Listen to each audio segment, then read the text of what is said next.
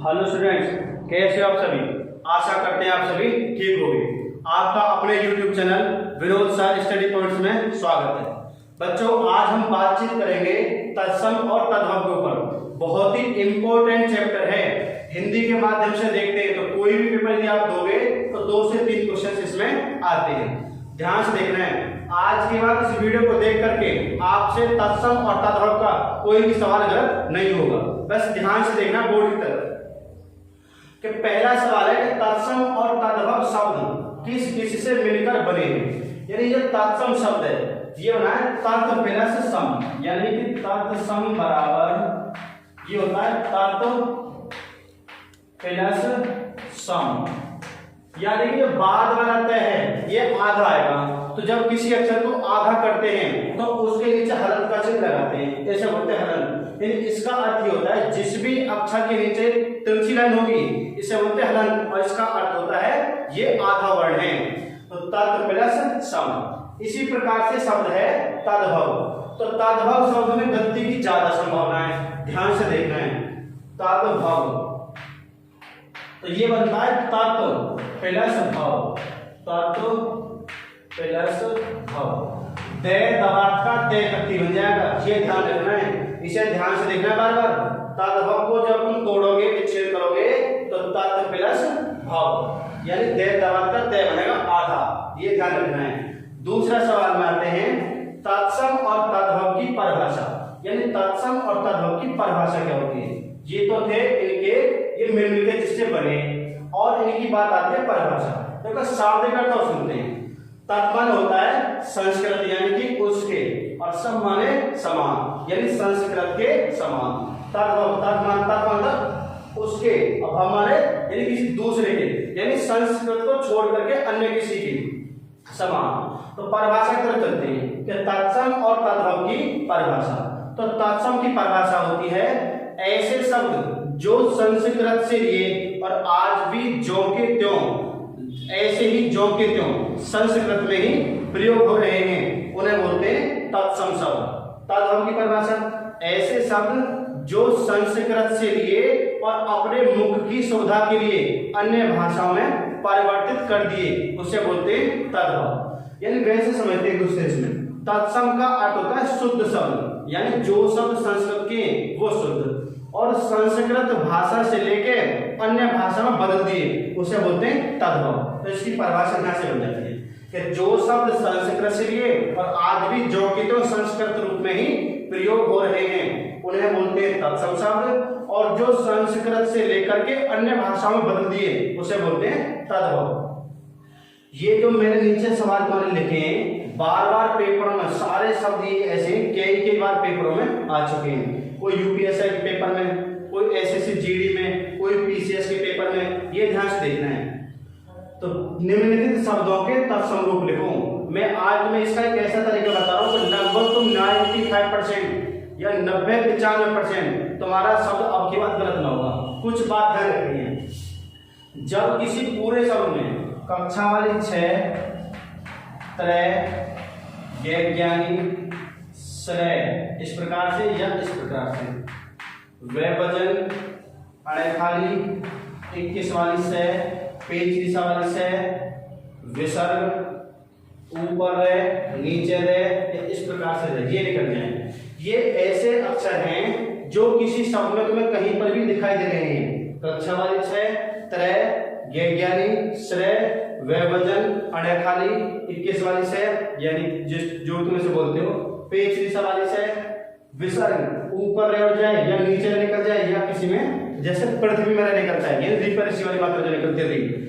अगर तुम्हें इनमें से किसी भी अक्षर का प्रयोग दिखाई दे रहा है तो लगभग 90 से 95% ये अक्षर ऐसे हैं जो संस्कृत के शब्दों में प्रयोग होते हैं। जैसा मैं तुम्हारे सामने लिखता हूं, देखना है। तो पहला शब्द हमारे पास है अखाड़ा। तो अखाड़ा शब्द का जब तुम संस्कृत में लिखोगे, यानी ये तद्भव शब्द है सारे, इसके तो मैं लिख रही तत्सम। तो अखाड़ा को बोलते हैं अक्षवाट, अक्षवाट। तो तुम्हें हमारे पेपर में अगर आए कि निम्न में से तत्सम छाटिए, तो ये ध्यान रखना है जिस भी शब्द में कक्षा वाले 6 दिखाई दे, जिस भी शब्द के अंदर कक्षा वाले 6 दिखाई दे, यानी इनमें से कोई सा अक्षर दिखाई दे, तो वो 95% तत्सम के शब्द होते तुमने देखा अक्षवाट में वे भी आ रहा है और कक्षा वाली छह, तो किसका शब्द है? तत्सम का। दूसरा शब्द है कोक, तो कोक को संस्कृत में कहते हैं कुक्षी, कुक्षी। अब देखा कक्षा वाली छह फिर आ गया, यानी कि खे खरा का प्रयोग, यानी तो खे है इसका प्रयोग होता है जाकर तद्भव के शब्दों में, और कक्षा वाले छह का प्रयोग होता है तत्सम के शब्दों में, यानी खे खरा बन जाता है तद्भव शब्द में जाकर के कक्षा वाले छह का। या इस प्रकार से बोल सकता है खे खरा का कक्षा वाले छह बन जाता है तत्सम में आकर के। काम, तो काम को बोलते हैं कर्म। अब तुमने देखा ऊपर उड़ गया, ऊपर है आता तत्सम है। यदि किसी शब्द में ऊपर उड़ जाए या नीचे लेकर जाए या पृथ्वी वाले लेकर जाए तो वो सारे शब्द आते हैं तत्सम में। जैसे कर्म, तो कर्म में ये मैं बता रहा हूँ विसर्ग के जो बाद में लिख दिया है ये ऊपर रहे, ऊपर रहे किसी भी शब्द में यदि तुम्हें दिखाई देती है तो वहां सभी जगह तत्सम शब्द। अगला है कपूत, तो कपूत का होता है कुपुत्र, कुपुत्र। तो तुमने फिर देखा तो त्रय आ गया, तो त्रय का जाकर के तद्भव में तय बन जाता है, यानी तय बनता है तद्भव में और त्रय होता है तत्सम में। तो कपूत का होता है कुपुत्र, तुम्हें मालूम पड़ेगा त्रय आ गया तो तुरंत ध्यान आता है कि त्रय आ गया तत्सम में, तो तत्सम का शब्द हो जाएगा। अदरक, तो अदरक को बोलते हैं आर्द्रक, आर्द्रक। ऊपर भी रहे नीचे भी रहे, और इसमें देखो दोनों जगह रहेगा। यदि किसी भी शब्द में किसी भी अक्षर के ऊपर उड़ जाए या नीचे निकल जाए वो सारे होते हैं तत्सम के। इसी प्रकार से होता है ऊन, तो ऊन को बोलते हैं ऊन। अब देखा अणय खाली भी आ गया और ऊपर रह जुड़ गया, तो ऊपर रह आती है तत्सम में। अणय खाली जो पढ़ा है लिख दिया ये आता है तत्सम में। इसी प्रकार से बारात, बारात को बोलते हैं वर यात्रा, वर यात्रा। देखा यहाँ वे भी आ गया और त्रय भी आ गया, तो वे भी और त्रय भी किस में आते हैं? तत्सम के शब्दों में अधिकांशतः। ज्यादातर ये ऐसे मैंने अक्षर में बताए हैं कि बार बार जो तत्सम के शब्दों में प्रयोग होते हैं।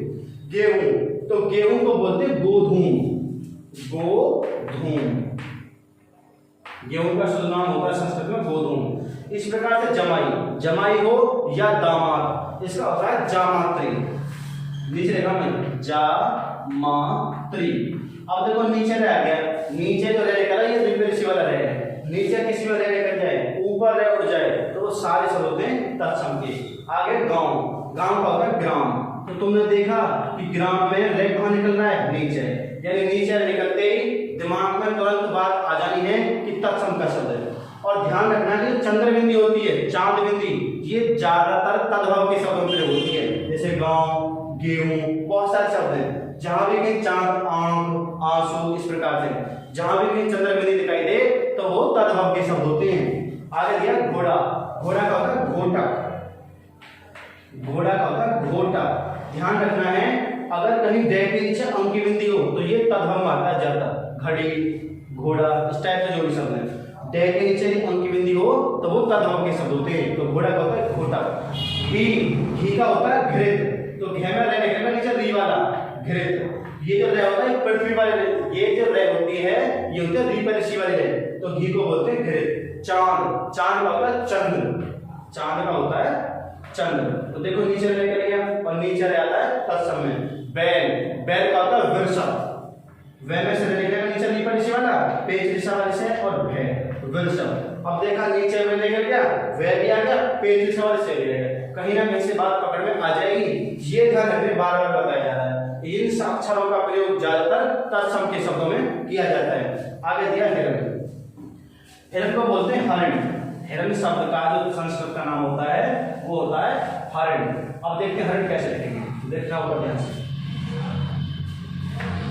हरिण, हिरण को बोलते हैं हरिण। देख लिया हमने, अड़े खाली आ रहा है इसमें, तो अड़े किस में आता है? तत्सम के शब्दों में। इसी प्रकार से सूरज, सूरज को बोलते हैं सूर्य, ऊपर रह गया, ऊपर किस में आता है? तत्सम में। इस प्रकार से बादल, बादल को बोलते हैं वारिध, वारिध। अब तुमने देखा कि जो वे वजन है ये तो आता है तत्सम में और वे आता है तद्भव में। इसी प्रकार से शक्कर, शक्कर को बोलते हैं शर्कर, ऊपर रह जाएगा, ऊपर रह गया, ऊपर किस में आता है? तत्सम में। यही ध्यान रखना है कि तत्सम के जो शब्द होते हैं उनको कौन कौन से अक्षर ज्यादातर अधिकांश से प्रयोग किए जाते हैं। आगे हमारे पास आ गया पत्थर, पत्थर को बोलते हैं प्रस्तर। अब देखा नीचे में निकल गया, पैर में से नीचे में निकल रहा है और नीचे में किसी में निकल जाए या ऊपर रह जाए वो होते हैं तत्सम के। इसी प्रकार से सींग जो पशुओं को होते हैं, सी को बोलते हैं श्रृंग। इस प्रकार से ये जो रह है री पर इसी वाला नीचे लिखेगा री। चौपाया इसे बोलते हैं चतुष्पद। चतुष्पद यानी पेज री सवारी से। ये ध्यान रखना है, यदि पेज री सवारी से के बाद के, खे, ते, थे, पे और फे इन 6 अक्षरों में से कोई सा भी आ जाए तो वो सारे के सारे तत्सम होते हैं। दोबारा ध्यान से सुन लेना, पेज री सवारी आदि से के बाद के, खे, ते, थे, पे और फे इन 6 वर्णों में से यदि कोई सा भी आ जाए तो वो सारे शब्द तत्सम के होते हैं। आगे दिया है इसमें धरती, तो धरती को बोलते हैं धरित्री। नीचे लिख रहे हैं धरित्री। तो देखा मैं नीचे इसमें त्रय आ गया और त्रय आती है तत्सम के शब्दों में। आगे बगुला, क्या होता है बगुला का होता है वा, तो वे बजना गया वे आता है तत्सम में। आंसू का होता है अश्रु और ये श्रेय है ये आता है तत्सम में। ये ऊपर लिखवा दी सारी चीज। ऐसी दुख, दुख को बोलते हैं विसर्ग के साथ में दुख, दे के बाद विसर्ग आएगा और किसी भी शब्द में विसर्ग आ जाए तो विसर्ग संस्कृत के होते हैं, तो इसलिए ये आएगा संस्कृत में विसर्ग वाला। अजान इसे बोलते हैं अज्ञान, यानी अजान शब्द का होता है अज्ञान, यानी कि जो ज्ञान जिसे तुम पढ़ते हो ये तो होता है तत्सम शब्द और इसी का जाकर के तद्भव में बन जाता है जय। ध्यान रखना है, तो ज्ञान होता है तत्सम का और जय बन जाता है जाकर इसी रूप में ज्यादातर केसों में तद्भव का। खेत का होता है क्षेत्र, खेत शब्द का होता है क्षेत्र। मैंने बताया था जो त्रय है वो तत्सम में जाके बन जाती है तद्भव में तय, और जो कक्षा वाली 6 तत्सम की होती है ये तद्भव में जाके बन जाती है खे। ये ध्यान रखना है। खेती, खेती का होता है क्षेत्र, कक्षा वाली 6 क्षेत्र, तो इसका संस्कृत रूप होता है क्षेत्र। ऐसी भाव ये होता है वाष्प, वाष्प। अब देखा शे के बाद क्या आ रहा है पैर, मैंने 6 वर्ड बताए थे।